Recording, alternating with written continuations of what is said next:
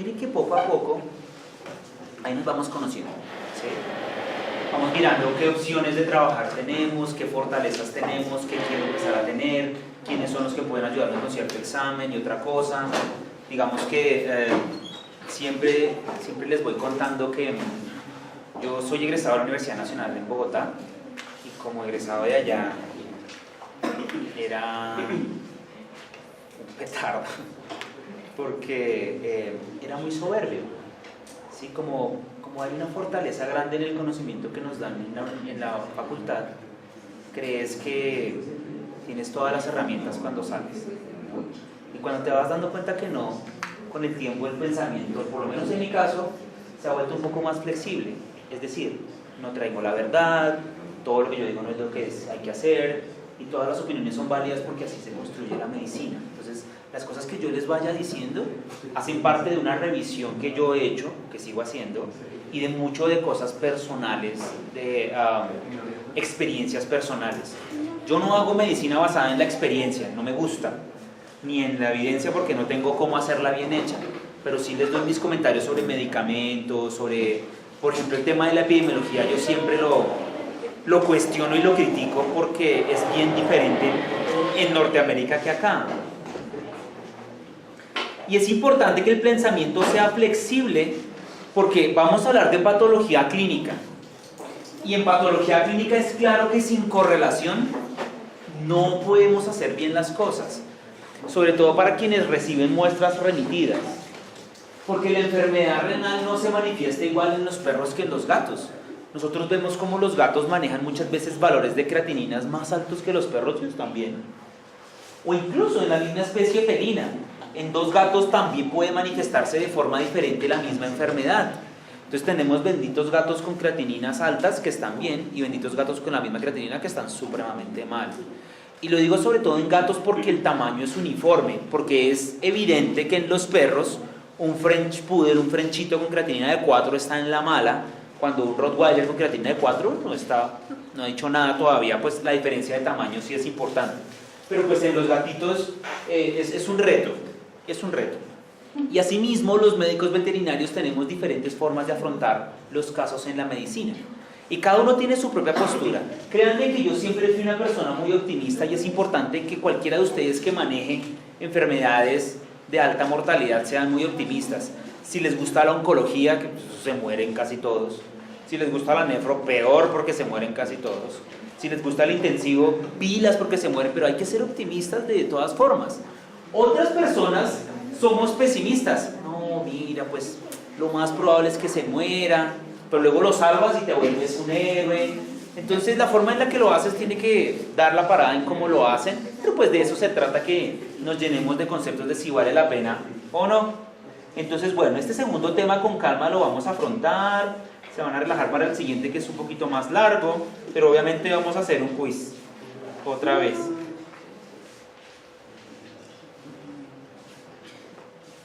A ver, ¿cuál es la pregunta a la que nadie podría contestar sí? Una pregunta a la que nadie puede contestar sí.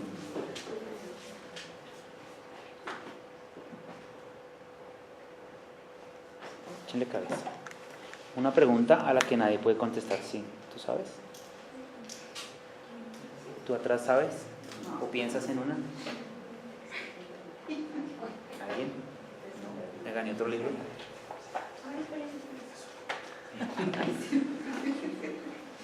¿Cuál es una pregunta a la que nadie puede contestar sí?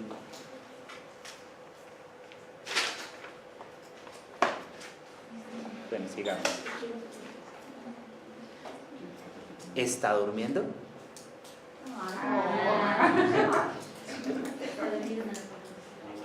Hay otra. ¿Está desmayado? ¿Se ha muerto? Sí, por eso no está en coma. Es una sigla, está en coma. Bueno, ahora otras preguntas que me interesan más. Esta me interesa muchísimo más, hablando de patología clínica. ¿Cuál es el valor apropiado de densidad urinaria en el perro para ustedes? 1.030. ¿Cuál? 1.030 en perro. 1030, dice el doctor. 1025, por acá. 1015, 1030, alrededor de un rango. No se refleja hacia arriba. No lo piensa hacia arriba, dice el doctor.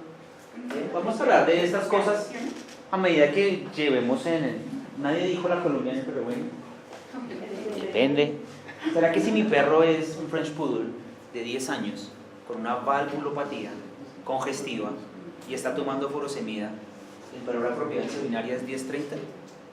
No, no le va a salir 1030, pero no es normal porque es que ya está enfermo.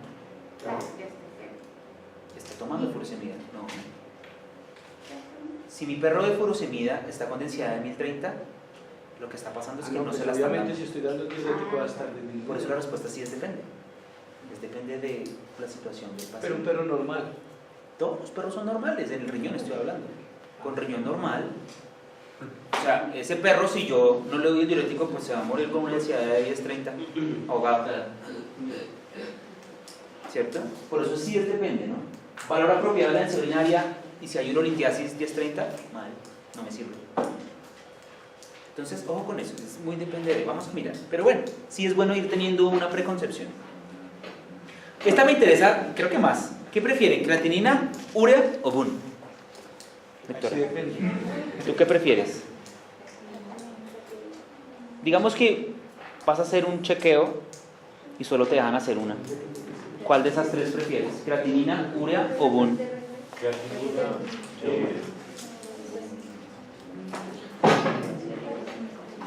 ¿Creatinina, urea o BUN? Creatinina, urea. Bien, vamos a hablar de estos biomarcadores para ver de pronto justificar. Obviamente mejor tener los tres, ¿no? Igual eso no es ningún misterio, ¿no? Porque acuérdense que el BUN no se mide, el BUN se calcula, pero no hay un reactivo para BUN, eso no existe. Siempre se mide la urea y se hace una operación matemática para calcular el BUN. Entonces, antes yo decía que si les cobraban el BUN los están robando porque eso no lo midieron. Pero hay que hacer un proceso matemático y bueno, eso vale. Entonces el laboratorio sí debería cobrar el BUN, porque tiene que hacerlo.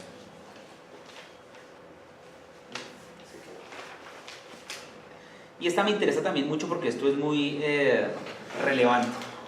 ¿Será que vale la pena tomar gases y electrolitos? Acuérdense que las respuestas tienen que tener una justificación válida en nefrología.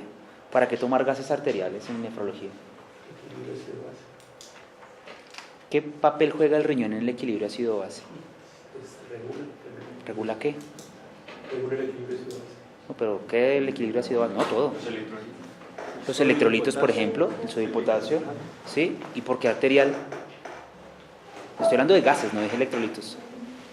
¿Me hago entender? Gases arteriales es hablar de concentración arterial de oxígeno, saturación arterial y venosa, En riñón no necesariamente. acidosis metabólica. Entonces, fíjense que la pregunta tienen que mirarla bien, ¿sí? ¿Será que en nefro es obligatorio tomar gases arteriales? Dime. Juzguen muy bien eso. Es decir, si tienen la herramienta, tomar una muestra arterial no es fácil en un gato. ¿Sí? No es fácil en un gato tomar. Y en un perro pequeño tampoco. Y si tú quieres evaluar el estado ácido-base en ese paciente y el papel del riñón, no necesitas gases arteriales. Puede ser una muestra venosa. ¿Por qué? Porque los riñones son el componente metabólico del equilibrio ácido-base, no el componente respiratorio. Y si la parte respiratoria está bien, ¿no? Si no tiene problemas respiratorios, si satura normal, si la frecuencia, si todo eso es normal, no necesitas gases arteriales. Sí, los venosos serían útiles. Entonces, a veces tomar una muestra venosa en nefro puede servir, porque a veces es imposible tomar la arterial. Para cuando tengan la herramienta, créanme que no siempre es necesario. Sirve la mixta a veces porque uno toma la muestra y a veces atraviesa la arteria y llega a la vena, súper común. Entonces, si no es posible tomar la arterial, eso no está mal, porque los electrolitos venosos son iguales a los arteriales. Y el riñón no tiene componente respiratorio, es el metabólico, pues es que ese es el papel del riñón en la regulación del estado ácido-base. Entonces, no es obligatorio tomar gases arteriales. Ahora, si el paciente tiene problema respiratorio, insuficiencia cardíaca, sí, claro, ahí sí es útil. Pero si no, pues, bien. Pero eso tiene que volverse algo más puntual, es que nosotros le ponemos academia y bueno, ¿y para qué quieren saber el estado ácido-base del paciente? Para saber si están en acidosis. Bueno, si tienen insuficiencia renal, les aseguro que todos van a salir con acidosis metabólica, con deficiencia de bicarbonato. ¿Y qué van a hacer con eso? Ya saber cuánto voy a suplementar, porque con base en los valores que yo sé cuánto déficit hay y cuánto suplemento. Siempre da lo mismo. 1 mililitro por kilo de bicarbonato y das la mitad. Siempre sale lo mismo. Entonces, es duro, ¿no? Es duro justificar esto porque las nuevas herramientas, estoy siendo abogado del diablo, ¿sí? Las nuevas herramientas son muy duras. Porque ¿qué van a hacer? ¿No? Siempre, insisto, es justificar la respuesta. ¿Para qué medir los electrolitos? Para saber si está desregulado. Sí, pero ¿para qué? ¿De qué te sirve saber? Para mantenerlo más tiempo. Las complicaciones, por ejemplo, el potasio. Correcto, para saber si el potasio está alto o bajo, para saber si hay hiperparatiroidismo, y porque es importante saber si hay hiperparatiroidismo. Chévere que todo eso tenga una respuesta puntual, porque el cliente no sabe qué es ácido base, no sabe qué es pH, no entiende. Y si tiene que pagar una prueba que va a costar, no sé, 150.000 pesos, y tiene que entender eso para que puede llegar a ser útil dentro de una patología clínica, que el nefro es supremamente importante. Miren que cuando hablamos de las enfermedades renales, perdón, las enfermedades del tracto urinario, definitivamente lo que más enferma del tracto urinario son los riñones, sea con enfermedad aguda o crónica. Y por eso pues vamos a hablar de esa patología clínica. Obviamente también, y cerca están las infecciones urinarias, que creo que vemos muchas, de tercera urolitiasis, y esto es una estadística norteamericana y toca ver cuál es la nuestra, qué es lo que más ve. Porque insisto, de lo que más vea, enfóquese en eso. Si lo que más ven es cáncer de vejiga, pues vuélvanse los duros en cáncer de vejiga. Si lo que más ven es enfermedad renal aguda, aprendan más de la aguda porque es diferente a la crónica. Si lo que más ven es erliquia, pues los duros en erliquia. Es más raro ver las otras cosas y por eso en estos 2 días vamos a hablar de estas primeras. En los gatitos, pues sí, también los riñones se enferman un montón, es una causa común de enfermedad. Y también los problemas urinarios. Entonces hablemos sobre todo de la paraclínica, apliquémosle algo de fisio para entender por qué medimos cosas, pero hablemos de lo importante de la paraclínica. Miren que cuando yo hago esto, siempre les cuento que cuando yo estaba en la universidad, esa era la valoración prequirúrgica. Cuadro hemático creatinina LT. El prequirúrgico 1, se llama en el laboratorio clínico donde trabajamos. Prequirúrgico 1. Y pues, cuadro hemático normal, ALT normal, creatinina y BUN normal. Check, pasa anestesia. Yo estoy seguro que por eso yo tengo trabajo, porque esto no asegura que los riñones estén sanos, porque es un gol que nos dejamos meter en nuestra formación académica, y porque si esto sale bien no significa que el riñón no esté enfermo y luego le damos un empujón hacia el abismo, y por eso yo sé que tengo trabajo, y por eso también sé que los perritos y los gatos no sé cómo a veces sobreviven a los veterinarios, porque nosotros los empujamos al abismo a veces, y me incluyo ahí con algunas cosas que yo siempre cuento lo que yo he hecho en el camino. Entonces vamos a hablar de cómo realmente hay justificación para hacer y no hacer ciertas cosas. Y sobre todo, insisto, es porque a nosotros no nos llega el paciente sabiendo que es renal. Fíjense que yo les cuento mi experiencia de cómo la especialidad que yo escogí por gusto, no le metí mente al principio. Porque a mi amigo Aparicio, al oftalmólogo, pues lo llaman los dueños en cantidades, porque claro, le ven el ojo blanco al perro, busca al oftalmólogo. Le ve el ojo rojo, busca al oftalmólogo. Le ve secreción ocular, busca al oftalmólogo. No ve, busca al oftalmólogo. Glaucoma se le hincha, busca al oftalmólogo. O al neurólogo, por ejemplo, le convulsiona, arrastra las piernas, tiene tics, pues buscan al neurólogo. Pero el renal, el dueño, huele como a urea alta, eso casi no pasa. Entonces, claro, yo escogí mal, no, después sí, no se da cuenta que escogió bien, pero bueno, en general, si quieres esta parte tiene que hacer gastro, dermato o esas cosas, porque uy, de eso hay mucho. Entonces, cuando hablamos de patología clínica, tengan en cuenta que hay factores en cuenta para interpretar bien y correlacionar, que es supremamente importante. Sobre todo porque para identificar una nefropatía, acuérdense que hay pacientes que ya vienen con una lesión. O sea, no esperes pues los exámenes normales siempre, porque de pronto ya venía con algo de antes. Mejor si el paciente es antiguo tuyo y tú ya sabes que ese paciente tenía algo. Pero si es nuevo y sobre todo si viene de otro centro veterinario, tú no sabes. O sea, si llega el paciente con 5 de creatinina, ¿tu objetivo cuál es? ¿Que baje a 1? A veces sí, pues, pero muchas veces no, porque de pronto en 1 nunca estuvo hace mucho tiempo. Entonces, ojo con las lesiones renales preexistentes. Y obviamente vamos a tratar de identificar al que desarrolla la lesión progresiva, porque estaba normal y si está progresando, yo lo puedo devolver a lo normal. Y la patología clínica debería ser. Por esa razón tenemos marcadores o biomarcadores. Y hay marcadores de salud. O sea, marcadores que hablan en salud cómo está el paciente.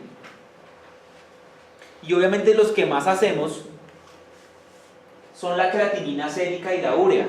Y pues de la urea sacan el BUN. Y muchos pensamos más rápido con el BUN que con la urea. Y eso no está mal. Si a mí me dicen que tiene el BUN en 90, a veces algunos decimos, uy.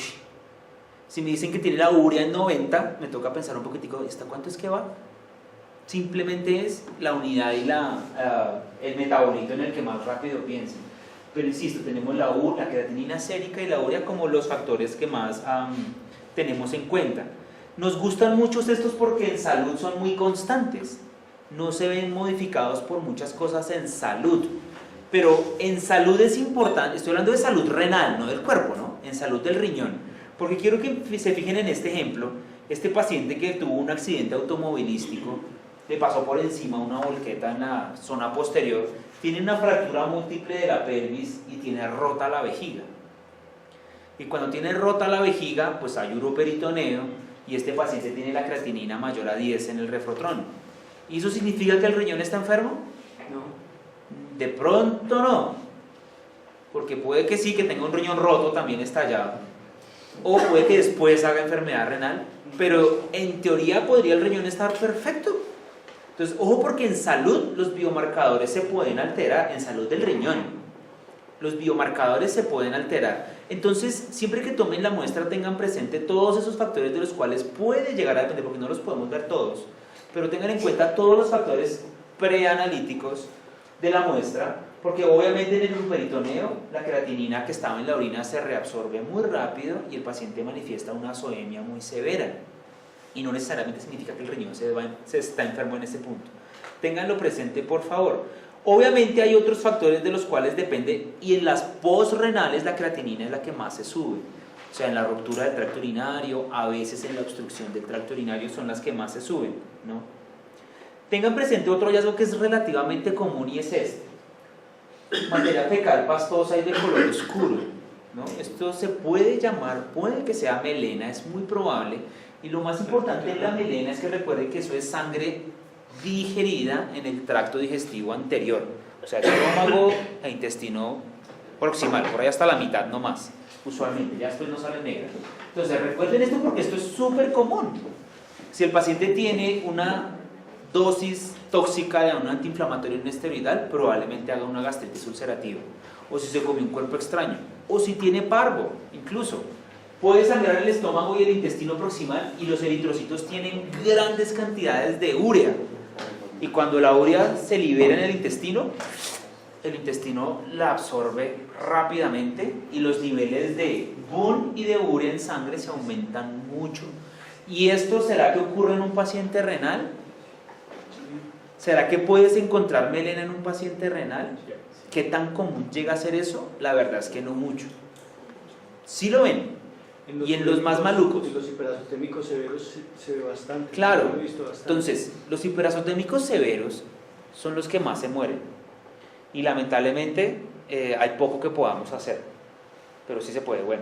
Pero la gran mayoría de perritos que tienen un problema renal no están hiperazotémicos y no están diagnosticados, hay que buscarlos. Entonces, si tienes la oportunidad de buscar este tipo de cosas, siempre tengan en cuenta que si no se ve negra la materia fecal, igual puede tener sangre, ¿cierto? Entonces, en todos los pacientes renales estables es muy útil buscar sangre culta en heces. Por tinción muchas veces se puede llegar a hacer. Y si el paciente tiene sangre en las heces y está digerida, así no se vea negra, tiene un color normal, entonces ¿para qué le hago? No, pídanlo. Porque si el paciente tiene hemorragia por acá, eso explica la anemia primero, más que lo de la hormona.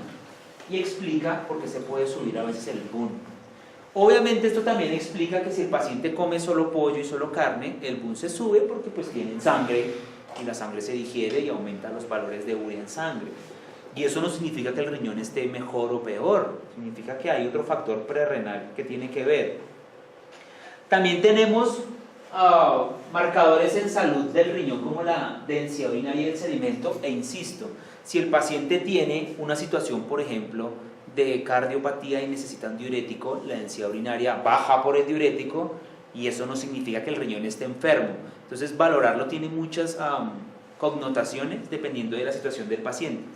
E incluso el mismo sedimento también, porque si el paciente tiene la orina aguada porque lo tengo con diuréticos, pues el sedimento también podría eventualmente alterarse. Peor si el procesamiento de la muestra no es a tiempo.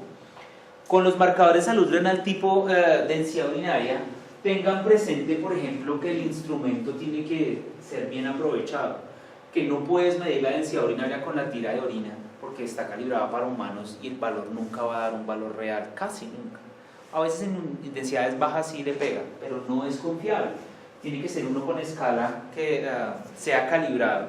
Y el tema de la calibración es importante porque fíjense que todos los refractómetros, posiblemente los que ustedes tienen para densidad urinaria, por ejemplo, tener uno de humana, una foto, y tiene para proteínas en sangre. Pero cuando lo hagan, recuerden y revisen que el cero no está a la misma altura en proteínas y en orina. Y según lo que vayan a medir, tienen que calibrar el cero, o sea, esta línea, con una gota de agua destilada. Yo cometía el error de hacerlo con solución salina, pero la solución salina tiene una densidad urinaria un poquito más alta que el agua destilada. Entonces tiene que ser agua destilada en el refractómetro, mirar y con el tornillito que trae arriba, moverlo hasta que la línea azul dé en el cero de lo que van a medir. Si es plasma sanguíneo para medir proteínas, pues lo suben hasta proteína. Si es orina, lo bajan. ¿Qué es lo que ocurre en algunos laboratorios que yo conozco de amigos míos? Que está calibrado para proteínas plasmáticas totales, porque la limitante de la hematología automatizada ahora es que bota la tira, no hace el diferencial obvio bien específico y toca hacerlo manual, pero para mí una gran limitante es que no mide proteínas. Y yo estoy recibiendo muchos hemogramas automatizados con proteínas plasmáticas, y eso es muy importante para el paciente.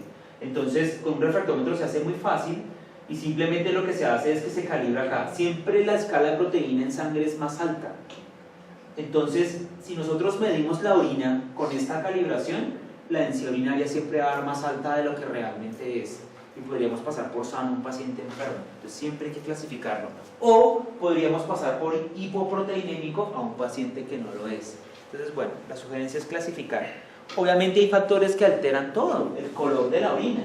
Una orina de este tipo pues parece sangre, pueden ser pigmentos, puede ser hemoglobina, esto va a marcar proteínas, entonces yo sé que esto va a cambiar los colores de la tira muy fuerte.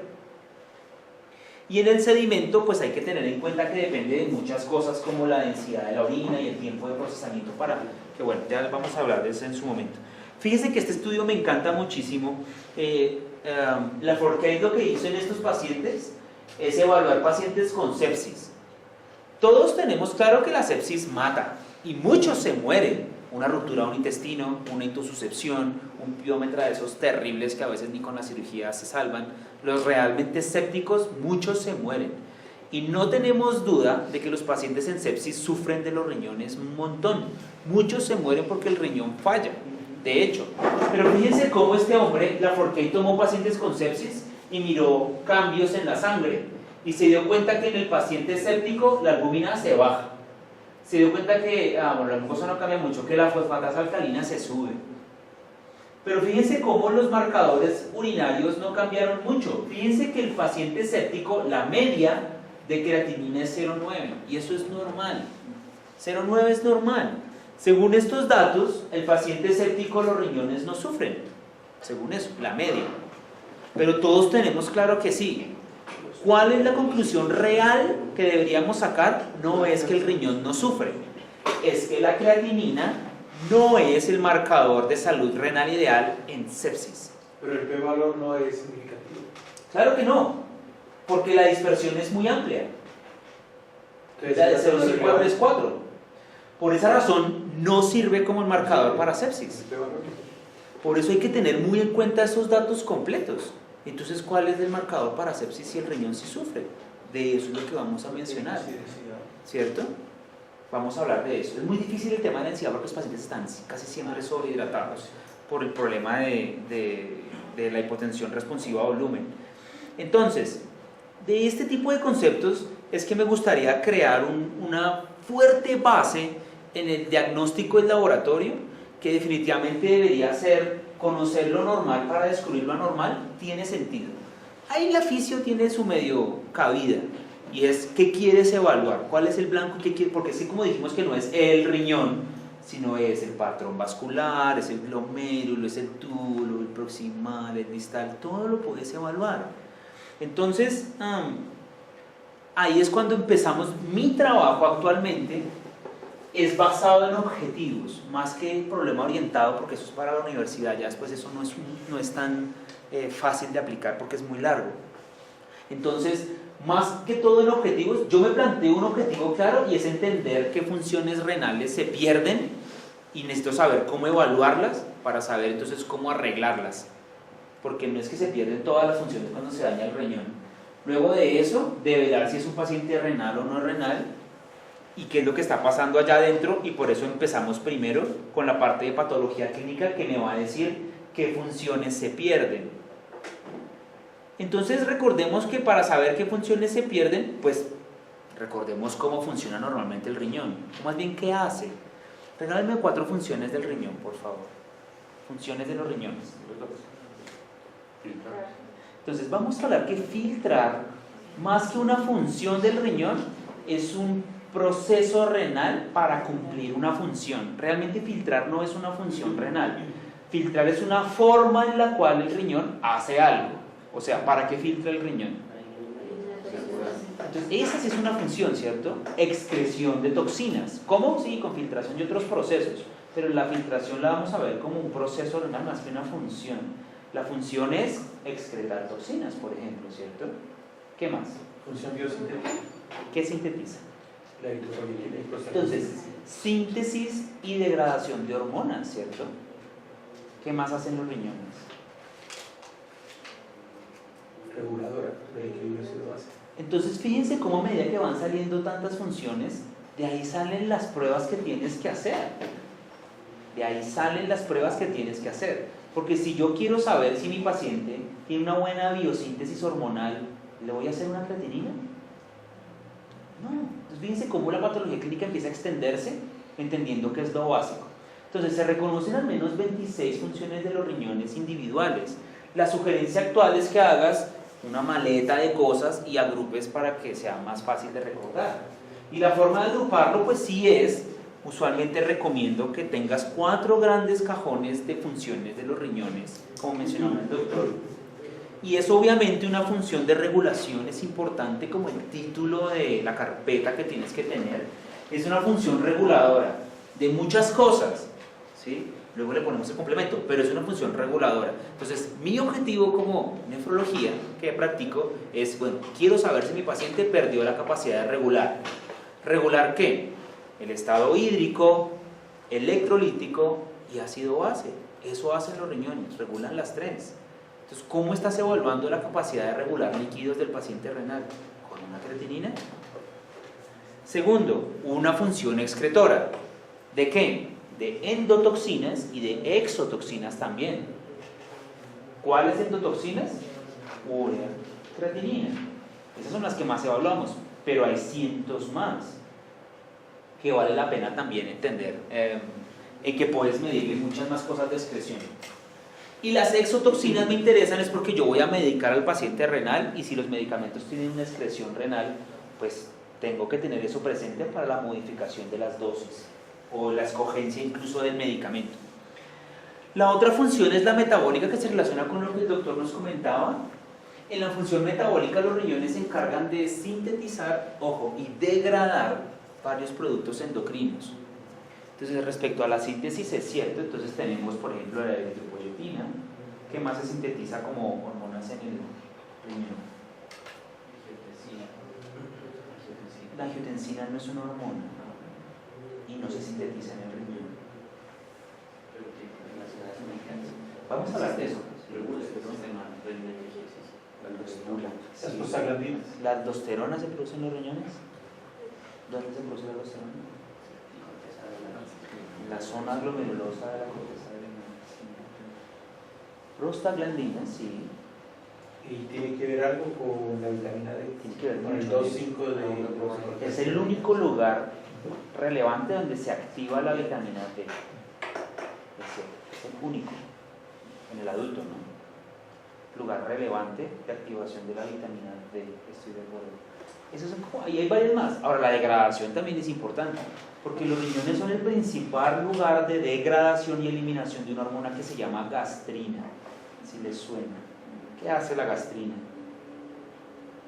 Bueno, eso algo tiene que ver con el estómago, obvio. Pero mire que vale la pena. Estimula las células paritales de la mucosa para liberar, si necesario, liberar el ácido clorhídrico. Entonces, fíjate cómo funciona esto.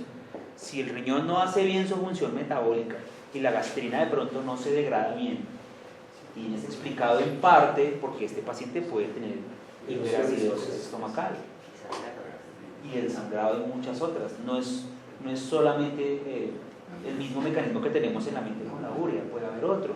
Y también en los riñones es donde se degrada el glucagón. ¿Qué pasa si no se degrada el glucagón? El glucagón es el opuesto a la insulina, ¿cierto? ¿Qué hace la insulina? Introduce la glucosa.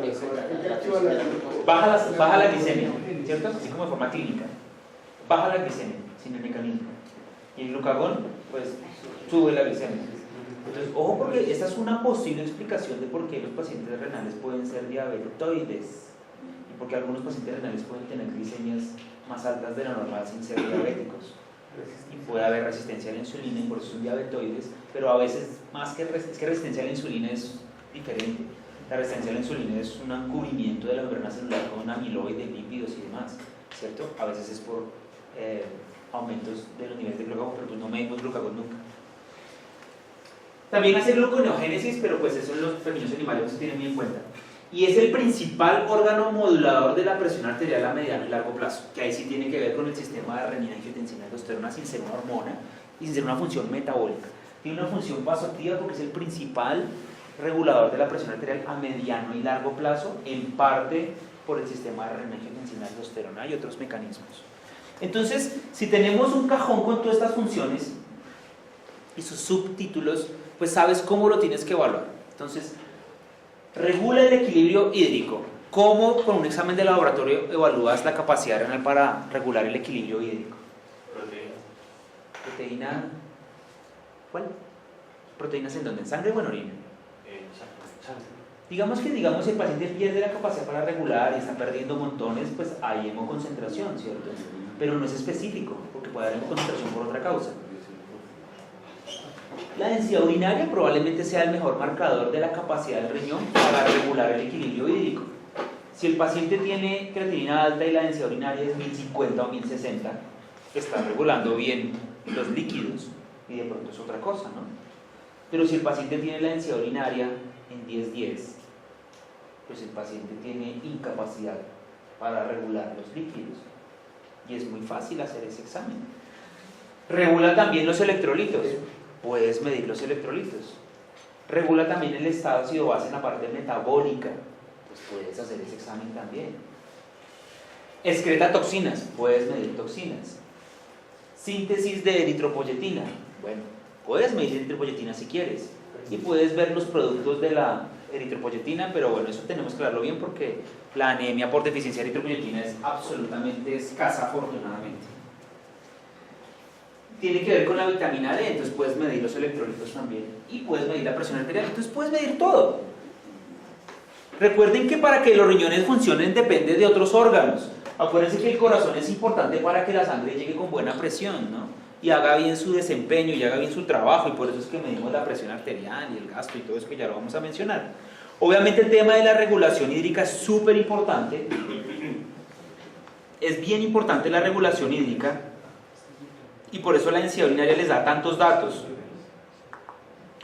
Recordemos obviamente que el paciente a medida que envejece cambian sus riñones y eso en la hora de hacer los laboratorios sí les va a importar. Porque en los gatos mayores de 10 años es común que el envejecimiento de los riñones haga que no haya suficientes túbulos trabajando y es súper común que la densidad urinaria sea baja. No isostenuria, pero más baja de lo que ustedes esperarían. No es normal, es común. Y puede ser consecuencia del animal que envejece. O si no, es un animal que lleva un montón de tiempo tomando drogas porque tiene un problema de displasia de cadera, etc. Miren que todo lo que hemos hablado hasta ahora, todos esos gráficos y demás, son reales, eso es relevante, pero es intangible, insisto, porque tú no vas a encontrar nunca una nefrona, no la van a ver. Lo que van a ver es cómo trabaja y la idea es que los laboratorios se lo digan. Acuérdense que por favor no es el riñón y no es insuficiencia renal. Busquen parte por parte porque lo que les llega a uno al consultorio es esto. Le llega a uno así. Le llega a uno una garra, ¿cierto? Esta gatita, por ejemplo, es un ragdoll. ¿Reconoces el ragdoll como raza? El ragdoll es un gato grande, es una de las razas grandes. Es más grande que un persa, es más grande que un siamés, porque tiene el pelo largo. Es parecido a un siamés pero con pelo largo. Y esta gatica llegó pesando 1300 gramos, 1,3 kg, 3 años de edad. No come bien y pérdida de peso progresiva. Entonces, obviamente el trabajo ahí es el examen clínico, la historia, todo completo. Obviamente con los datos básicos, esta gatita estaba deshidratada, no recuerdo bien, de 8 o 10%, estaba bien deshidratada esta gata. Estaba deshidratada, mucosas pálidas, muy decaída, no hay dolor abdominal. Y se le toman unas pruebas y salen estos resultados. Creatinina en 5,6, buro en 87 y el potasio en 2,8. Entonces, la idea no es casar al paciente obviamente una vez con el diagnóstico, porque está deshidratada, yo entiendo, pues la rehidratamos. La rehidratamos y la creatinina bajó a 5,4. Entonces, con esas pruebas, pues ya tienes que pensar entonces qué vas a hacer. Pero fíjense cómo las pruebas de laboratorio en parte son lo que les dice qué van a hacer, por eso es que empezamos con este tema ahorita. Y antes de comenzar a hablar de los biomarcadores, esta parte también es importante, es una pieza anatómica real de un paciente. Recuerden ustedes qué hay en esa zona y cómo lo pueden evaluar. ¿Qué hay en esta zona del riñón? No me digan nefronas porque nefronas hay en todas partes. Entonces, todos los glomérulos están en la corteza. Todos. Aquí no hay y aquí tampoco. Todos los glomérulos están en la corteza. Y obviamente pues también hay túbulos, muchos. Entonces, ¿cómo puedes evaluar el glomérulo? Bueno, en teoría uno tendría que pensar qué hace, ¿no? El glomérulo recibe la sangre, la filtra. ¿Cómo podríamos evaluar entonces los glomérulos?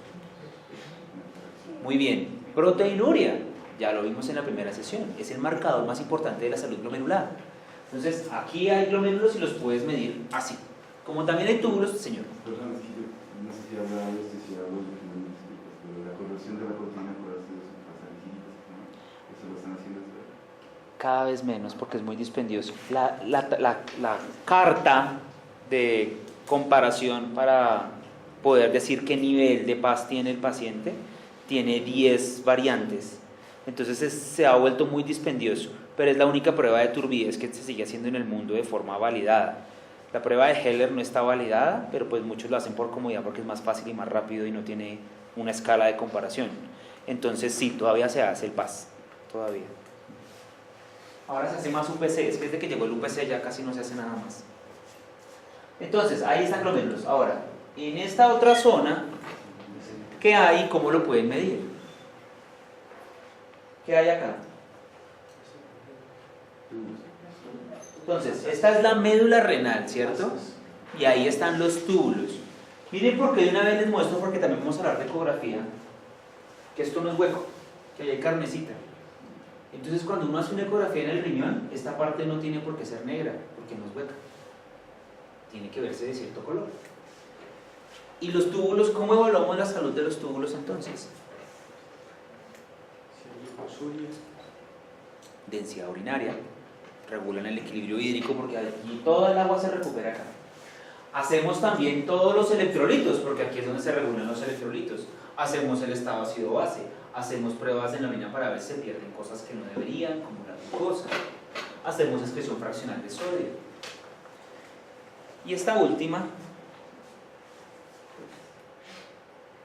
¿qué hay aquí y cómo se evalúa? ¿Cuál? La pelvis, correcto. ¿Y cómo la evaluamos? Una eco. Con una eco es la mejor forma. Hay varias formas de hacerlo. Este artículo es muy lindo. Biomarcadores urinarios para la enfermedad renal aguda en los perritos. Luri y Meyer hicieron una buena revisión y ahí, yo creo que el 80% de lo que ellos ponen ahí no lo podemos hacer nosotros. Pero tampoco ellos en muchos centros veterinarios. Es más de investigación y más de laboratorios de referencia. Pero hay unos que sí podemos hacer todos y que vale la pena explotarlos un poco más de enfermedad renal aguda.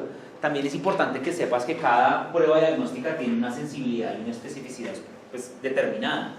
Qué tan probable es de que realmente el resultado sea positivo o no lo sea. Y la correlación. Entonces, para elegir el biomarcador en patología clínica, recuerden que hay varios que, estando el riñón sano, se pueden alterar. Entonces, eso es preanalítico y es largo: deshidratación, infección, dieta, todo eso hay que repasarlo porque vale la pena. Mencionamos algunos de los importantes. Estos obviamente me interesan y es estando el riñón enfermo qué puede pasar.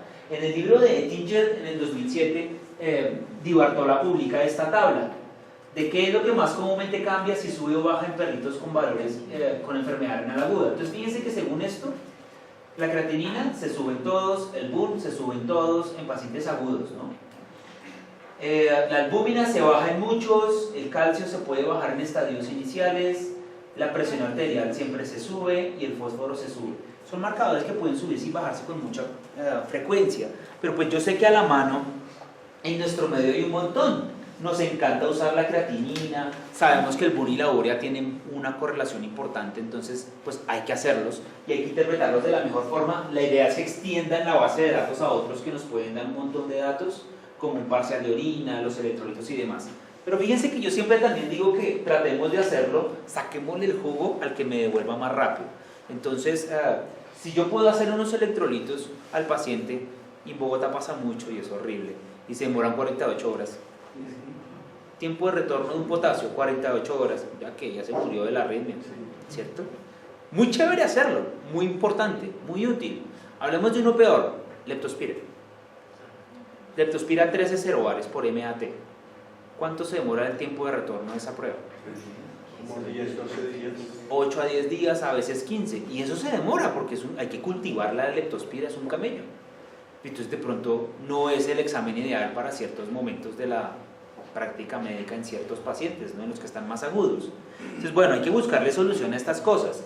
Si puedo hacer rápido una urea, si puedo hacer rápidamente una densidad urinaria, o si mando un parcial de orina y llega hasta el otro día. Bueno, entonces dependiendo de lo que puedan hacer.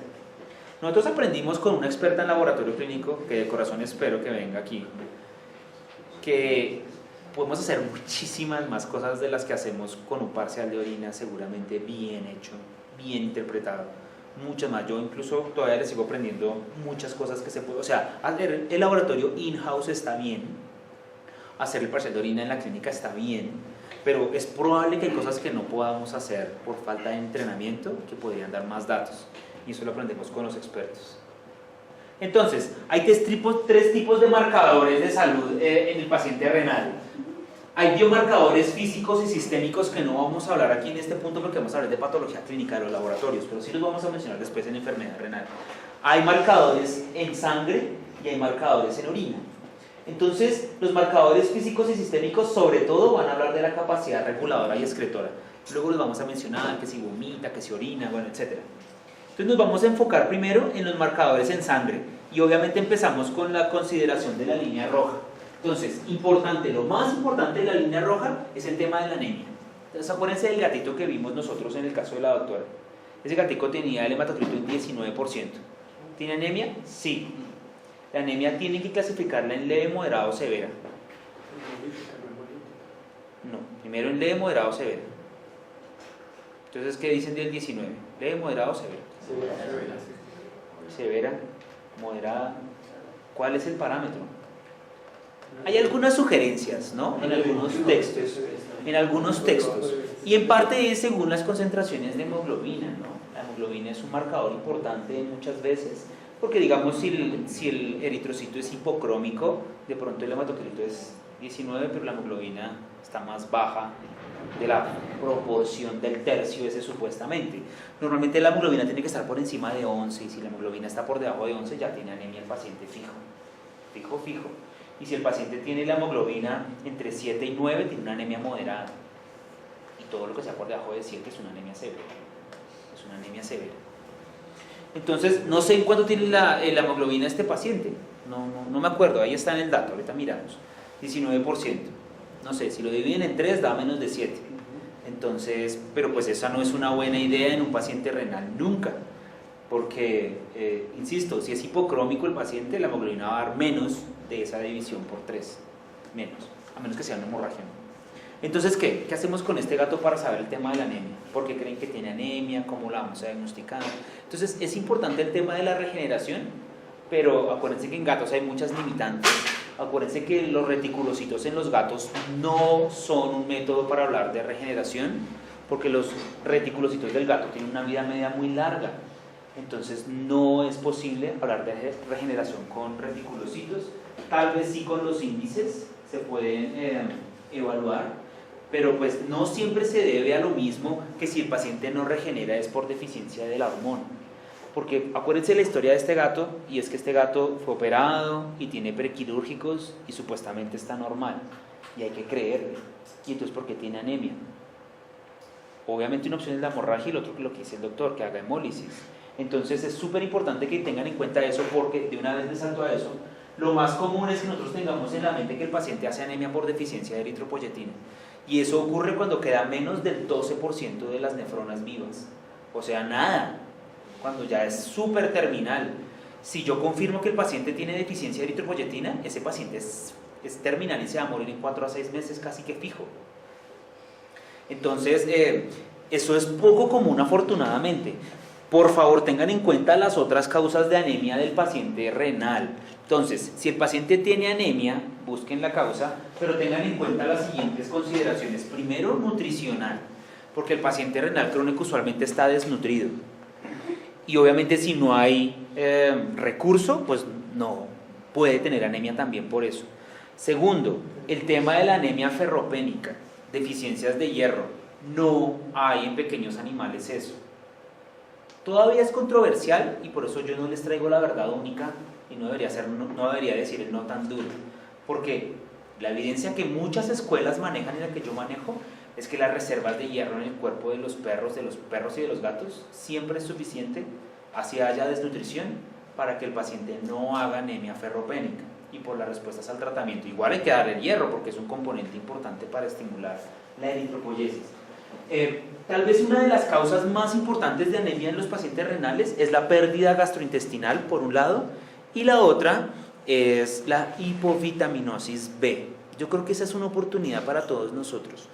Recuerden que el esqueleto del eritrocito está hecho de ácido fólico y cobalamina, que hacen parte del complejo B, ¿no? Y que las vitaminas del complejo B son hidrosolubles, flotan en el agua. Y que el 90% de los perros y de los gatos con enfermedad renal crónica tienen poliuria, porque la densidad urinaria es muy baja. Entonces, en esos pacientes que orinan mucho, es posible que pierdan grandes cantidades de complejo B y muchos pueden hacer anemia por eso. Entonces, el manejo de estos pacientes no es darle eritropoyetina, es suplementarle el complejo B, que es algo que yo siempre hago, y lo vamos a mencionar en nefroprotección. Pero considérenlo una forma, que nosotros no medimos ácido fólico en cobalamina de forma rutinaria, creo que ni siquiera es necesario.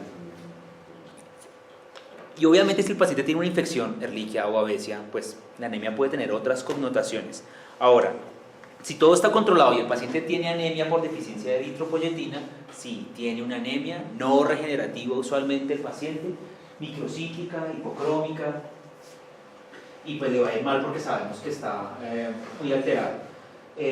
Otra cosa es que no tener anemia no significa que no sea crónico, porque insisto, pues depende de otros factores para que llegue a ese punto, y crónico puede ser crónico incipiente.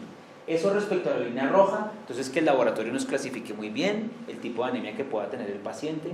Y lo último con el tema de la línea roja es que deberíamos empezar a hacer más pruebas de aglutinación, porque estos pacientes hacen mucha hemólisis por eso, porque el vaso reconoce y destruye más rápido los eritrocitos, y creo que no es común que hagamos pruebas de aglutinación porque no es nuestra rutina, y cuando hay aglutinación claramente es importante encontrar un agente infeccioso o algo inmunológico, que eso pasa muchísimo en los gatos con BIF, con BILEF o con PIF, montones. hacen anemia por eso. Y nosotros le damos eritropoyetina. Pues esa no es la solución. Miren que respecto a la línea blanca, lo que hay que decir es que si el paciente tiene una leucocitosis severa, digamos que son leucocitos mayor al 50% de lo normal, o sea, por encima de 20.000, pues es posible que tenga una inflamación severa en el cuerpo que se llama CIRS, ¿no? Una respuesta inflamatoria sistémica, y eso obviamente daña los riñones. Entonces, cualquier leucocitosis severa que ustedes encuentren merece que busquen por todas partes una inflamación descontrolada o un proceso infeccioso, que sería un CIRS con foco infeccioso, o sea, sepsis. Y obvio sería una causa de problemas renales que le cuesta la vida al paciente. Focos neumónicos, focos orales, sepsis bucal, obviamente el piómetra, un problema intestinal, una pancreatitis, que es una causa súper común de enfermedad renal crónica y aguda también. Y lo otro es por el otro extremo. Yo lo que más he visto, y también se los cuento, es que si el paciente tiene leucopenia leve, 5.000, 5.500 blancos, con azotemia persistente, es probable que ese paciente tenga leptospira. Entonces así hemos pescado muchos pacientes, porque como la leptospira más común que tenemos nosotros es la crónica ambulatoria, no la aguda, como los gringos, eso sí es súper diferente que a los gringos. Entonces hemos visto este tipo de comportamiento de leucopenias ahí como que sí, como que no. Tan común es el diagnóstico de leptospira allá en Bogotá. Bien común, pero vamos a hablar de eso en las serologías, que es lo último de este capítulo. Es que en Norteamérica un paciente tiene lepto si los títulos de leptospira son superiores a 1 en 800. Nosotros no vemos eso aquí casi nunca. Sospechoso de 1 en 400 a 1 en 800 y positivo por encima de 1 en 800. Y eso, a veces quieren PCR, manos que. Nosotros no tenemos casi nunca esos grados de títulos, y nosotros estamos dando por positivo a todo paciente que mayor a 1 en 100 tenga signos. Y ahora que ingresa esa vacuna que tiene 8 senovares o mucho mejor mejor el diagnóstico, no. No, va a ser mucho más chévere. Porque de todas maneras, paciente asintomático con títulos menores a 1 en 100, muy probablemente son vacunales o contacto previo. Paciente sintomático con títulos de 1 en 100 para arriba, probablemente es positivo. Y pacientes con títulos muy altos, está agudamente enfermo. Pues agudamente enfermo de 2 semanas para atrás mientras hace la seroconversión. Perdón, ¿cómo era leucopenia? ¿Con qué otro signo? Leucopenia con signos renales, o sea, azoemia o densidad urinaria inapropiada, sobre todo esas dos, azoemia o densidad urinaria ¿Cuál inapropiada. es la que más se está aislando en este tipo de problemas? La ictero, todavía la ictero, curioso, ¿no? Debería ser la canícola, pero no, es la ictero o la Copenhageni, que tienen una filogenia muy cercana, entonces hay inmunidad cruzada. También hemos visto, Harjo, gripo, creo que está empezando a crecer mucho. Ahora, hay un tema con eso, y también adelanto con la serología de lepto. Entre más serovares te evalúen, mejor. ¿De qué te sirve saber qué serovares? Sí sirve, ¿para qué? Pero ¿qué estás haciendo con el serovar? Deberíamos, según el serovar, buscar el foco. Pero eso, no sé si ustedes lo están haciendo, los felicito, pero les soy honesto, la gran mayoría, eso no pasa. La vacunación. Claro. El serovar es diferente a lo que se está vacunando. Claro, sí, estoy de acuerdo, pero igual, insisto, incluso a pesar de eso... Es que por eso ahora con las vacunas yo pienso que nos van a quedar mucho en zona gris. No vamos a saber si es por vacuna o por enfermedad.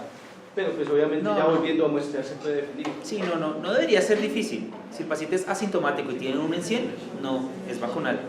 Si es serovar vacunal, ¿no? Pero si es serovar vacunal y tiene títulos mayores a 1 en 100 y la vacunación fue hace, pues digo, más de un mes, pues está enfermo. Y si tiene signos y tiene 1 en 100, es muy probable que sea eso. No debe ser tan complicado. Ahora, cuando llegue el PCR en orina, va a ser mucho mejor, muchísimo mejor. Entonces, bueno, esas son las limitantes. En teoría deberíamos perseguir a la vaca que contaminó el prado, o perseguir a los ratones, o buscar otros perros, pero eso no lo hacemos. O cuántos humanos son los que contagian al perro, ¿no? Y aquí salió leptospira en Cuyes, y parece que es normal en los Cuyes, es un habitante normal. Sí, digamos que normal o asintomático, con eso más bien debería ser, porque lo que sí se probó, lo que sí se ha probado es en los gatos, ¿no? Los gatos, Como los gatos. Los gatos son portadores y transmisores de leptospira asintomáticos. Entonces no es normal si no son portadores asintomáticos, que es peor. Es peor. Y como no son, como son portadores asintomáticos, la vacunación no tiene sentido. El cuerpo no la va a leptospira. Y no, y peor en cuyes. Pobrecitos. No, mentiras. Más sabroso con leptospira. Más leptospira que sobrevivió a un asado. Bueno, con el tema de plaquetas creo que ya hemos hablado suficiente. Si el paciente tiene trombocitopenia, tenemos en esta zona, según los datos que nos da el doctor, que son súper valiosos, una correlación importante que en erliquiosis 70% son trombocitopénicos, o es al revés. No sé el estudio si fue un par de veces incidencia de trombocitopenia en erliquia o al revés de trombocitopénicos. Trombocitopenia y correlación con el infarto. O sea, ¿cómo funciona? Los trombocitopénicos caliente que tenían trombocitopenia y se erliquia, vamos a ver el 70%. O sea que la correlación es, si tiene trombocitopenia, es probable que tenga erliquia, no al revés, porque obviamente de dónde viene la dirección es importante. No fue de si tiene erliquia, muestra ver cuántos tienen Hace trombocitopenia. unas 3 semanas tuvimos un pastor alemán que el único signo que presentaba era convulsiones y trombocitopenia, y el test de erliquia salió negativo. Y yo una vez tuve la oportunidad de ir a Isidro Castro y él dice que lo sospecha tráfico, y esa es una guía que llevo yo durante toda mi vida profesional. Yo hago más caso a la clínica que a los laboratorios. ¿Cómo lo Para trataste? enviar una erliquia, le pusimos un midocal y todo está dinámico, no volvió a convulsionar. Era babesia. ¿Ah? Era más probable que Pudo fuera haber sido babesia. Era más probable que fuera babesia que erliquia entonces. Ojo con eso. Yo estoy de acuerdo porque yo hablaba con el doctor Isidro de eso, y es que cuando hablamos de patología clínica, los jóvenes hacemos un montón de exámenes por cada enfermedad, ¿cierto? Y estoy de acuerdo en que la clínica la clínica manda, dice mandatorio y todo eso. Sí y no. Y el nefro no tanto, de hecho. Porque si sale negativo a erliquia, no quiere decir que no sea erliquia, estoy de acuerdo. Pero es que el tratamiento no es solo para erliquia. Entonces nosotros lo que hacemos es darnos un alivio de que era erliquia y de pronto no lo era. Ahora, igual el resultado es el mismo. Lo que es que muchos perros que a veces se mueren supuestamente por erliquiosis, muchos de ellos mueren realmente por babesia, porque es Probablemente, y al revés. Las dos, sí. Y al revés, ¿sí? Porque si era erliquia, entonces, ¿por qué no la doxi? ¿Por qué sí la otra? No sé, solamente lo dejo al aire, ojo con eso. Funciona también para el Sí, y mira lo otro incluso, claro, sí, estoy de acuerdo, pero pues el de elección no es. El de elección no es, y de hecho si tú le das el emisor lo más probable es que la babesia, y la babesia produce manguitos perivasculares y produce muchísimo más meningoencefalitis que la erliquia, pero ambas pueden ser. Pero miren cómo funciona ahora. Las causas probables ahorita de enfermedad renal infecciosa son la erliquia y leptospira, son las dos más probables, y las dos tratan con lo mismo, doxiciclina, las dos, y responden muy bien. Entonces, ¿cómo saber bien cuál era? Si yo lo que hice fue tratarlo y curarlo. Solo dejo eso en el aire. Pero por porque salud pública quedan bueno síntomas. saber si era lepto o no. Claro, debería saber, ¿cierto? Entonces, igual queda siempre, estoy de acuerdo, o sea, si tiene las plaquetas bajas es muy probable que tenga una Bueno, en comparación. cuanto a trombocitopenias, yo no sé si a algunos colegas aquí les ha pasado, pero nosotros hemos empezado a encontrar trombocitopenias inmunomediadas. No las hemos podido confirmar 100% porque las pruebas no las hay disponibles aquí en el país, ¿sí? Pero generalmente les hemos descartado de todo, incluso les hemos hecho biopsia de médula y el diagnóstico final ya hemos tenido sobre todo perros de razas puras, y también hay unas trombocitopenias familiares ya reportadas en los Akita, en los Shiba. Se llama síndrome de Evans, ¿no? La trombocitopenia autoinmune. En parte la erliquia produce síndrome de Evans en algunas pacientes, y por eso a veces no es suficiente el antibiótico, de hecho, y toca darles el corticoide. Ahora, acuérdense que eso, ¿por qué toca darle corticoide al erliquioso y enfermedad renal? Igual toca darle, es porque la vasculitis en el riñón produce un montón de problemas en todo el cuerpo, pero pues obviamente el riñón se enferma más si hay un tema inmunomediado, estoy de acuerdo con eso. Y con la trombocitosis, ojo, porque la trombocitosis puede producir aumentos en los niveles de potasio falsos. Realmente el potasio está normal, pero las trombocitosis por encima de 600.000 plaquetas pueden producir un hallazgo de laboratorio de hiperpotasemia o hipercalemia, y entonces de pronto empezamos a tratarlo y no es por ahí, con trombocitosis.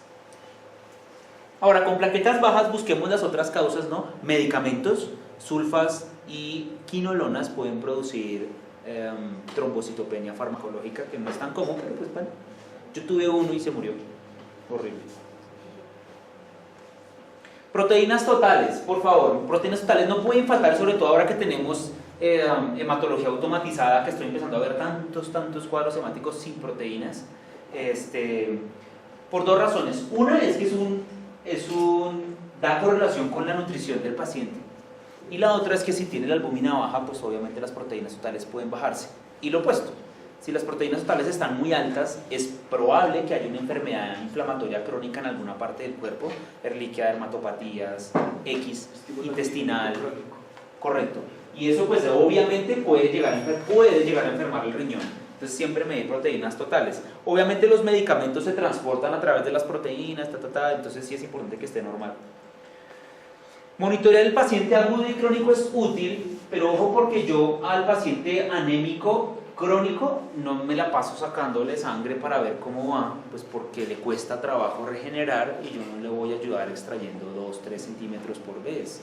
Entonces muchas veces únicamente hago un hematocrito y proteínas chiquitín, ni siquiera son, no sé cuántos microlitros son para un hematocrito, no lo sé, pero es muy poquito, 2 gotas de sangre es suficiente, y vamos mirando la respuesta hematológica. Ahora fíjense que en el gato que nos mostraba la doctora, es muy probable que la anemia sea aguda, es muy probable que haya sido hemorrágica por la cirugía o algo gastrointestinal por el meloxicam, es posible.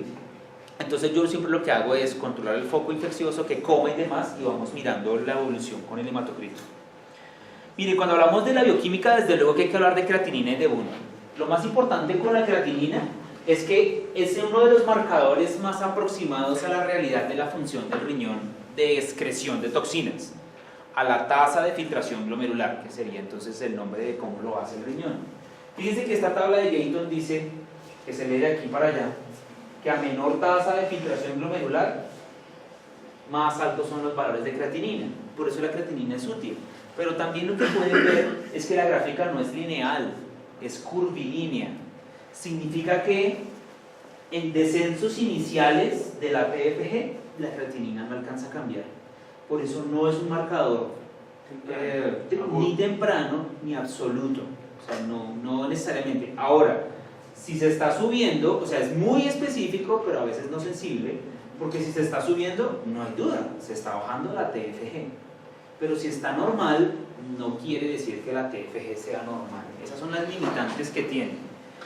Algo que ya en clínica nos interesa es lo que Grauer y nuestros amigos venezolanos decían e hicieron, es que la masa corporal tiene mucho que ver con los valores de creatinina. Obviamente también la dieta, la hidratación, todo eso. Estas personas hicieron en Venezuela un estudio que es de hecho con el que yo trabajo, por lo que es cierto, lo que decía mi maestra Beatriz Martearena, perro grande, creatinina grande, perro pequeño, creatinina pequeña. Entonces el laboratorio no puede tener un solo rango máximo de creatinina, eso es un error, porque eso hace que muchos perros sanos pasen por enfermos, y lo peor, que perros enfermos pasen por sanos. Entonces, nuestros amigos en Carabobo, en Venezuela, hicieron este estudio con un N interesante que me parece útil, pero se aproxima a algo que nosotros sospechamos, que nosotros creemos, pero pues obviamente habría que hacer la estadística propia, no la he hecho yo. Yo pues los pacientes que tengo se aproximan mucho a esta clasificación y a estos valores. Entonces yo manejo esta tabla. En los pacientes renales, todos, sanos y enfermos, los valores que yo manejo son estos. Que en los perros menores a 10 kilos, la creatinina tiene que estar en menos de 1.1. Tiene. O sea que si el laboratorio les dice que 1.4, que 1.7, no es que esté mal, es que ese rango es para otros tamaños. Entonces, ojo, porque un Yorkie, un Shih Tzu de menos de 10 kilos, que son muchos, con creatinina de 1.4, eso no es normal. No es normal. Yo utilizo este rango. El rango inferior no me interesa, pero me interesa es el superior. Obviamente esto se relaciona también con la condición corporal, la masa magra, porque la creatinina viene del metabolismo muscular. O sea que si el perro está como un gancho y tiene 3 fibras de músculo y tiene la creatinina en 2, pues seguramente esa creatinina es más alta si el paciente estuviera con buena condición, ¿cierto? Y eso se ve muchísimo en enfermedad renal crónica. El paciente O está puede darse que esté demasiado. normal y realmente esté alta. Que O esté- generalmente tiene que Correcto. estar Si está muy flaco y la creatinina está en 1.1, yo digo, de pronto este paciente la tiene más alta, 1.5, 1.7 o algo así. Miren que en pacienticos medianos, sí, el valor entre 1.6 o 1.7, que es el corte de muchos, realmente 1.6 es el que manejamos la mayoría para perros medianos. Y un perro grande puede estar en 1.8 o hasta en 2. O sea que un mastín que tiene la creatinina en 2, no necesariamente me preocupa, yo le hago otros estudios para verlo, porque podría ser normal. Tampoco queremos que el paciente esté en una mala desviación, o sea,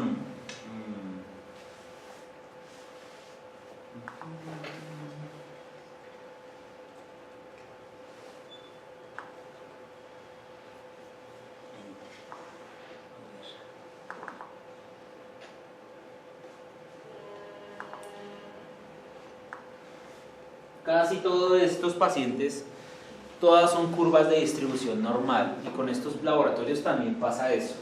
O sea que si el rango máximo de un French Poodle para mí es 1.1, son estos, ¿no? Y yo no quiero un French en 1.1.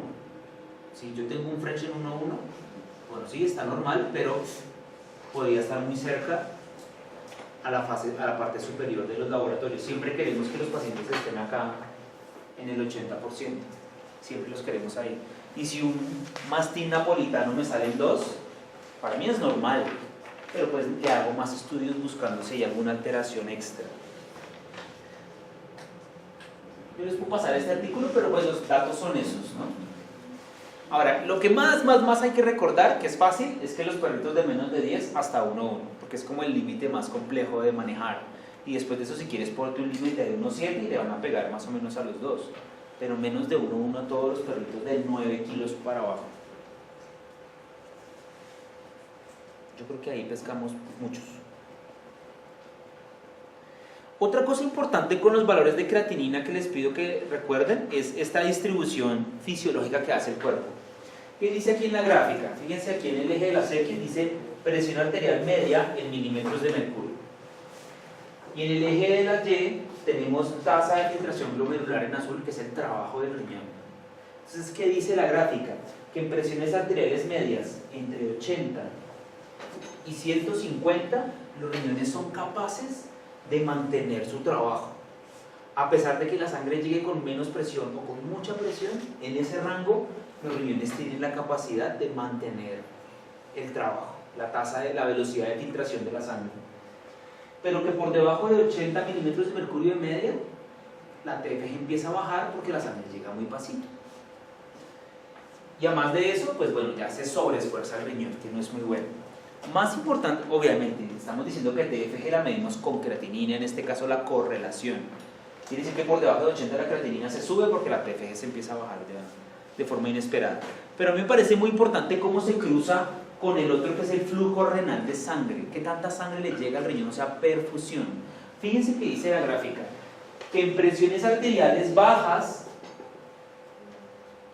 el flujo sanguíneo baja antes que baje la TFG. O sea que en presiones arteriales bajas puedes tener la creatinina todavía normal, pero el riñón está hipoperfundido. Por eso nosotros en anestesia no queremos presiones como ahí, no, queremos presiones arteriales muy buenas, superiores a 80, porque este fenómeno va seguro a hacer que el paciente se te va a enfermar. Entonces por eso la interpretación de los marcadores es bien importante que sea bien fina. Entonces, ¿cómo interpretar la azotemia o azoemia en español, en castellano de hecho? Porque esa azotemia sigue siendo el término. Yo voy a pelear con Viviana porque ella dijo que azoemia es lo que se dice ahora, pero eso solo es castellano, eso en el inglés no existe. Pero bueno, es solo una palabra. Si el paciente está azotémico o azoémico, lo más rápido que uno puede hacer es evaluar causas postrenales. O sea, si está reteniendo orina, es lo más fácil porque es en el consultorio incluso, antes de los laboratorios.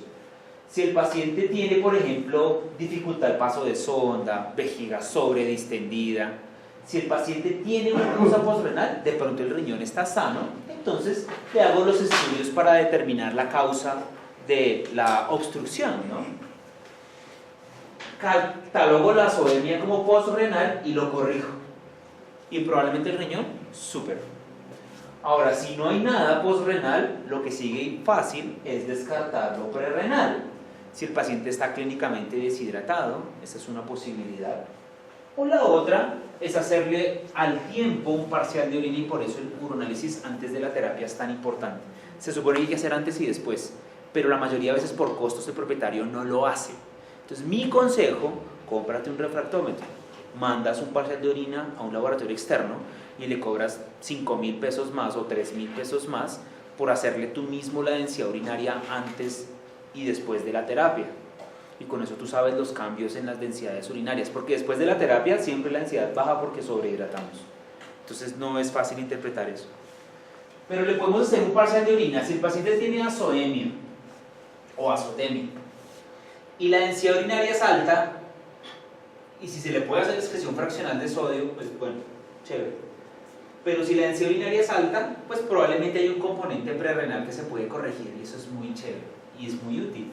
Por eso hacer la relación con creatinina pues puede ser medianamente inútil. Pero bueno, que dicen que si es mayor a 20 es prerrenal, que si es menor a 10 es postrenal, perdón, es crónico, en la mitad entre 10 y el 15. Entonces, yo nunca lo hago. Pero es más o menos lo mismo mirar la proporción en la cual se suben las cosas. O sea, si es un French y tiene la creatinina en 3 y tiene el BUN en 120, ¿sí? BUN en 120 y creatinina en 3. Entonces, fíjense que la creatinina se subió 3 veces. Y el valor del BUN va hasta ¿cuánto más o menos? 30, más o menos, 28, 30, digamos 30. Y está en 120, se subió 4 veces. Hay un aumento mayor del BUN que de la creatinina. Sin hacer la relación, creo que es lo mismo, obviamente. Entonces hay un componente prerrenal de hemorragia, qué sé yo, hay que evaluarlo y buscarlo. Pero realmente es lo mismo porque es dividir 120 en 3, pues va a dar más de 20. Entonces, bueno, se puede hacer. Si hay hiperstenuria con azoemia, probablemente el paciente esté con azoemia prerrenal. No quiere decir que no esté enfermo del riñón, pero definitivamente si está azoténico y la densidad urinaria es baja, definitivamente esos riñones no están bien, ya sea porque él mismo está enfermo o algo extra no lo deja hacer su función. Un ejemplo claro es el piómetra, porque en el piómetra el paciente hace diabetes insípida y la densidad urinaria se baja y hace anazotemia muchas veces. Igual es potencialmente reversible, ¿no? Entonces siempre evaluemos la azotemia o azoemia versus la capacidad de concentrar la orina. Y obviamente el estado físico del paciente. Fíjense, este gato está con creatinina elevada, está clínicamente muy deprimido, fíjense que está todo chiroso, seguramente el tiempo de la turgencia de la piel está comprometida. Fíjense los valores de presión arterial con diastólicas hacia la baja, o sea, este paciente está hipovolémico, seguro está hipovolémico. Entonces, en este paciente seguro hay un componente prerrenal y me lo dice la clínica antes incluso de tomar los exámenes de laboratorio. Otra cosa que también les va a servir en la química sérica es la dinámica BUN y creatinina. O sea, el BUN es una molécula más pequeña que la creatinina y muy lipofílica. Quiere decir que el BUN se mueve muy fácil en el cuerpo. Entonces, el BUN cambia más rápido que la creatinina cuando haces terapia, a la alza o a la baja. Pero entonces es un marcador más rápido de que también va la terapia incluso. Yo sé que a largo plazo la creatinina es más real del estatus de cómo va a quedar el riñón, pero la urea va a cambiar más rápido que la creatinina. Y lo último respecto a estos dos marcadores es que ¿alguno de ustedes sabe cuáles son los efectos de la creatinina en el cuerpo?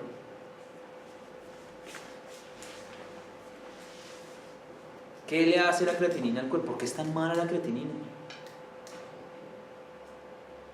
No. Sobre las células, de hecho. ¿Por qué es tan mala? ¿Alguno de ustedes sabe qué hace la urea en el cuerpo? El exceso, ¿no? Intoxica el sistema nervioso. Creo que ese concepto tiene que ser puntual. Sí, intoxica, pero ¿qué hace? ¿Por qué es malo tener la urea tan alta? Hay varias razones de hacerlo. Otra vez me quedo con el grito.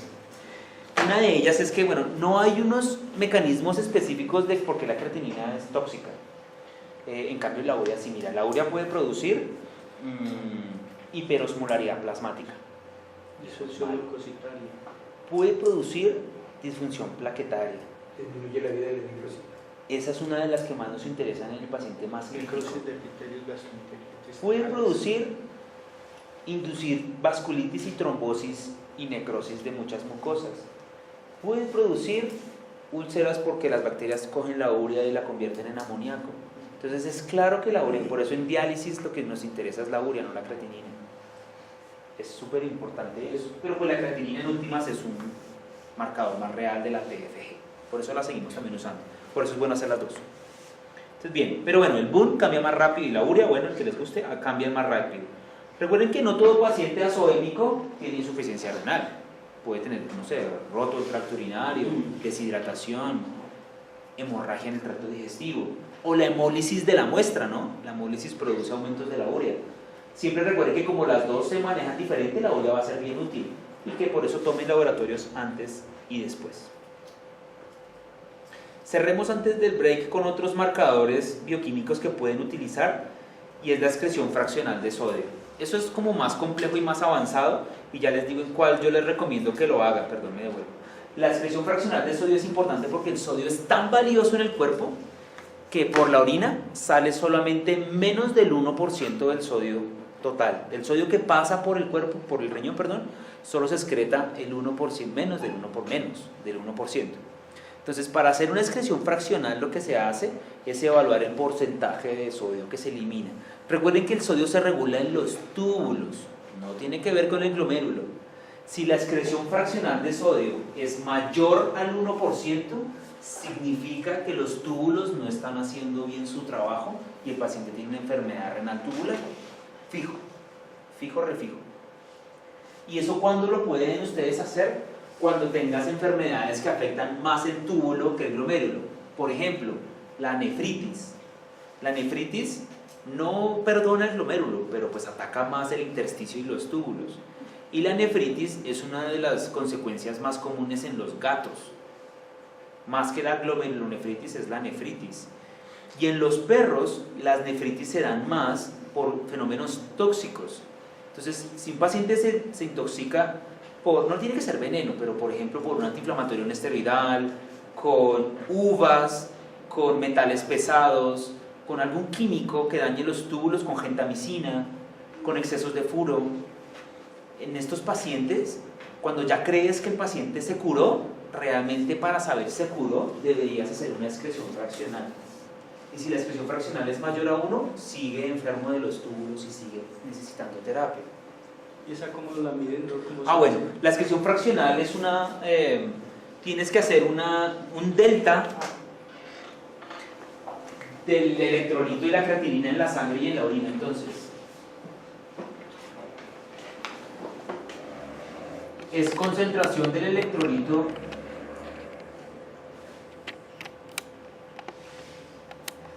en orina por el volumen urinario, concentración de creatinina en el plasma sobre, concentración de creatinina en orina, concentración de creatinina en orina sobre concentración en plasma. Otra vez.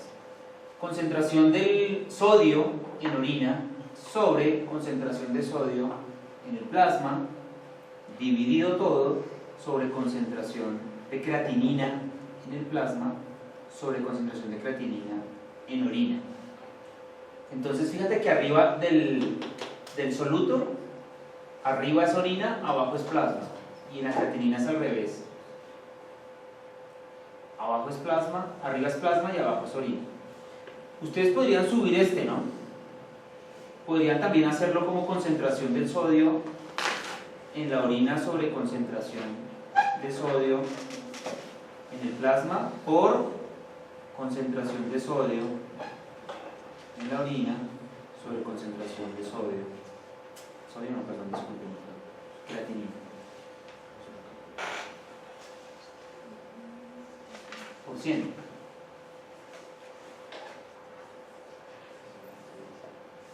Si yo subo esto acá, tienen que invertirlas. Entonces pueden hacerlo de cualquiera de las dos formas. Fíjense que lo maluco de eso es que tienen que hacer 4 químicas. 2 creatininas y 2 sodios. Entonces siempre sale un poquito más costoso. Pero pues si se puede hacer, ese marcador es genial para hablar de una lesión específicamente en el túbulo y yo lo utilizo en la recuperación. Cuando el paciente está enfermo, eso no hay dudas de que está enfermo y no es difícil. Hay glucosuria, por ejemplo, entonces ya sé que el túbulo está enfermo. Pero para ver cuándo se curó, esto es mucho más sencillo, más simple, perdón, más sensible. Y lo otro que pueden y deberíamos hacer es el clearance de creatinina o la prueba de depuración de creatinina. Ese sí que es bien sensible. La prueba de depuración de creatinina dice exactamente cuánto plasma limpia el riñón por unidad de tiempo. Ese es el valor que hacen en humanos, de hecho.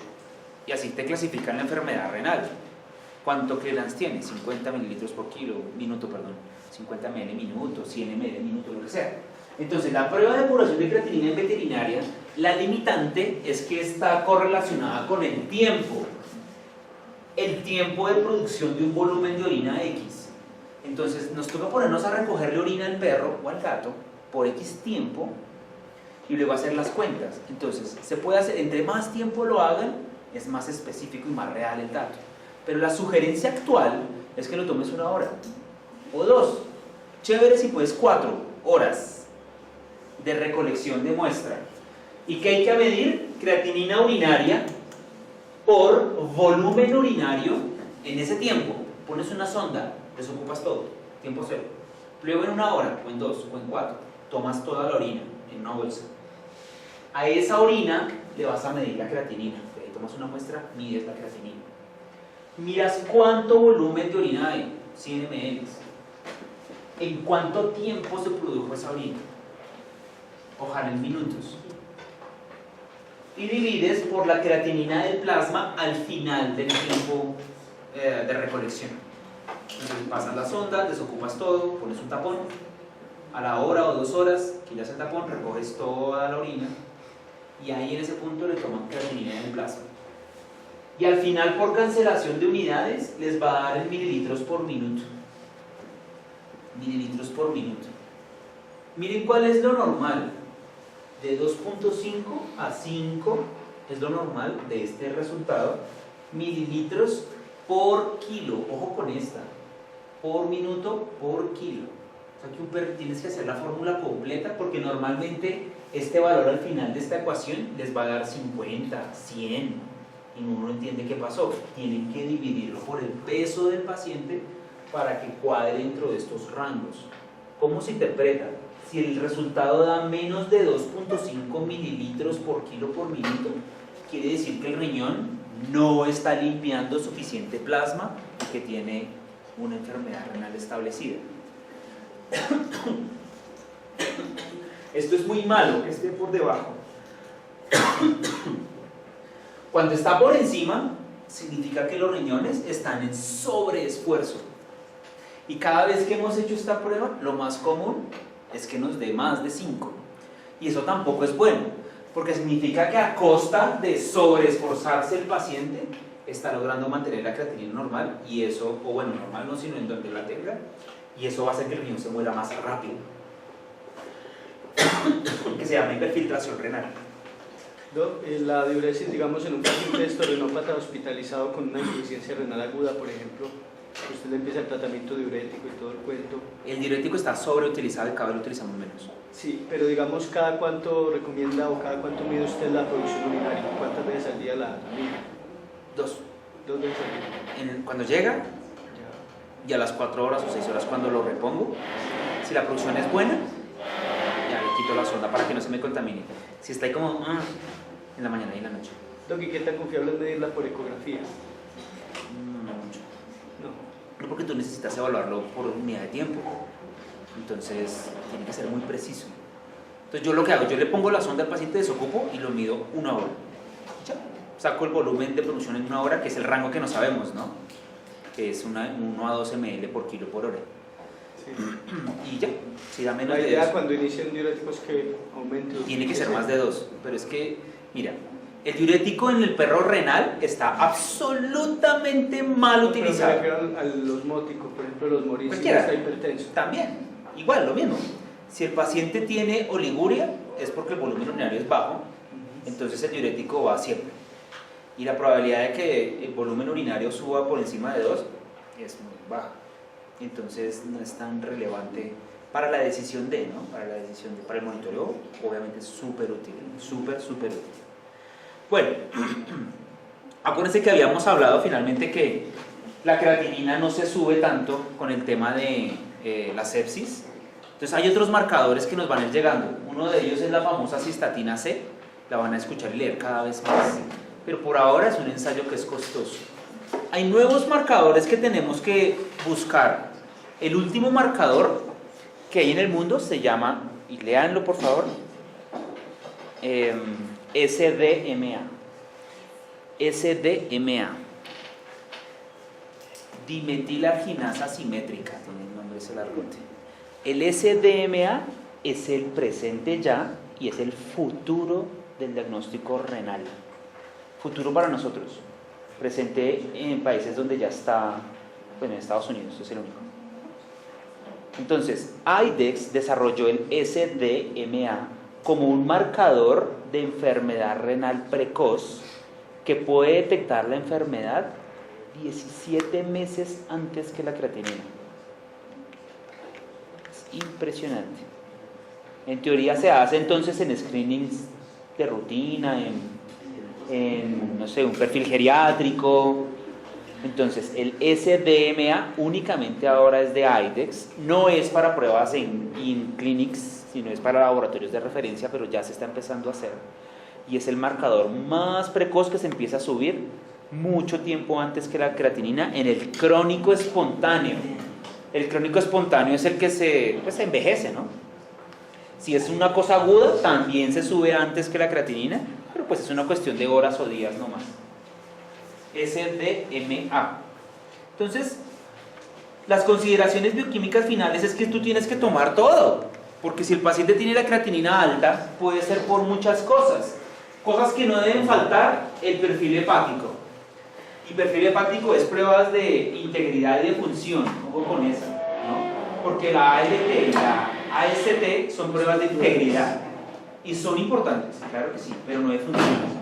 Entonces, siempre que tengan un paciente renal que tenga poliuria y polidipsia, evalúen función hepática. Porque hay muchos pacientes que tienen poliuria y polidipsia por insuficiencia hepática subclínica, donde las transaminasas pueden salir normales, pero las pruebas de función no. Entonces, las pruebas de función sugeridas son los ácidos biliares. No, ácidos biliares. Amoníaco es muy bueno si empiezan a haber otros tipos de síndromes, pero en poliuria y polidipsia no tanto. En poliuria y polidipsia los ácidos biliares son mejores, ojalá preprandial y 2 horas postprandial. Si ambos salen altos, el paciente tiene insuficiencia hepática y probablemente tenga que ver con la poliuria del paciente. ¿Y qué haces? Pues darle tratamiento hepático, soporte, ¿no? Metadoxil, silimarina, Ursacol, dieta, bueno, todo lo que toque. Entonces no se les olvide el hepático. Y en el hepático, cuando pongan fosfatasa alcalina, acuérdense de tantas consideraciones extrahepáticas que hay con la fosfatasa alcalina, el Cushing, desde luego, que Cushing con fosfatasa normal casi nunca se da Cushing con fosfatasa normal. Montones deberían tener eso. Este también se los recomiendo porque es una de las etiologías extrarrenales que más estoy encontrando hace unos años de enfermedad renal aguda, ya sea que era crónico y se agudizó o que era normal y le dio enfermedad renal aguda. Muchos tienen pancreatitis. Debería decirles la verdad, y es que no estoy seguro si es la causa o puede ser consecuencia de la enfermedad renal, pero hemos encontrado muchísima comorbilidad de enfermedad renal aguda con pancreatitis. El problema es que estamos limitados con la pancreatitis, ¿no? Porque la amilasa no es específica, porque la lipasa si no es la específica tampoco, porque la TLI no existe en Sudamérica y solo son cosas ahí medio análogas. Y hay una prueba en gatos que es la lipasa específica felina, FPL se llama. Y la FPL es una prueba como las de embarazo, que si 2 rayitas, pancreatitis, pero no es un número, no dice cuánta pancreatitis hay, ¿no? Entonces, lo que yo hago es que yo cojo mi refrotrón y mido la amilasa. Si el paciente tiene vómito o diarrea, yo sé que la amilasa probablemente sea la intestinal, la entérica. Pero si el paciente no tiene ni vómito, ni diarrea, ni hallazgos ecográficos de enteritis, y la amilasa está alta, y tiene los signos ecográficos, yo asumo que puede tener pancreatitis ese paciente, con amilasas por encima de 1200. Y bueno, en gatos es súper común ver eso, ver que las zonas pancreáticas están hiperecogénicas, sin líquido y todo, porque eso sería ya muy terrible, con amilasas altas. Obviamente el perfil de electrolitos es útil, lo vamos a mencionar. Y finalmente, háganle todas las pruebas inmunológicas que se puedan. En Bogotá tenemos una ELISA para leptospira que estamos utilizando mucho para cosas rápidas. Tiene la limitante de que solo evalúa 5 serobares y que los evalúa en conjunto, o sea, no te dice si es positivo a cuál. Y pues, bueno, pero sale en cuestión de 4 horas. Doc, esa prueba que sacaron, que se mezcla la orina con un reactivo, es para definir si es necesario mandar un cultivo de antibiograma. ¿Qué piensa usted? ¿Es confiable o no? ¿Para infección urinaria? Sí. Sí, es efectivo y es confiable. Solo que creo que es un paso innecesario, porque yo las iba a comprar. Sí. Yo las iba a comprar. Incluso hay unas pruebas ahora que te dicen, salió un urocultivo Inclinix que tiene una incubadora chiquita, como una cocinita de niñas, de juguete. Es un disco donde tú impregnas una lámina que tiene por ambos lados, la impregnas con la orina y ella cambia de color.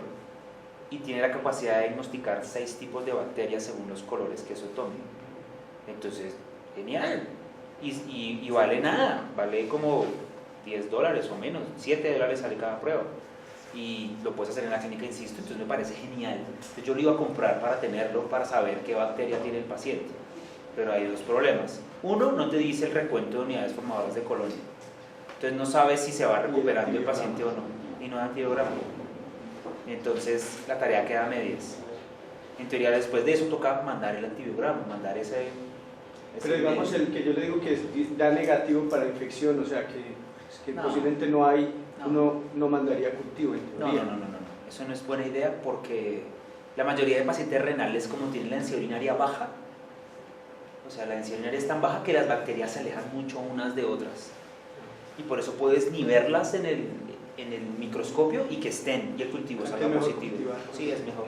Yo salí defraudado de esas pruebas. Y háganle todas las serológicas que valga la pena, pero no ignoren las raras, ¿no? Lepto, brucela. Yo tengo un perro que tiene Neospora, toxoplasma, brucela, el mismo. Y yo no sé cuál de todas le produjo la enfermedad. Y es de una gente que vive súper bien. O sea, de pronto ninguna le generó el problema renal porque tuvo proteinuria severa. Pero pues toca tratar la brucela, el toxoplasma, la neospora, todo. Clindamicina. Bueno, muy bien. Hagamos el receso entonces.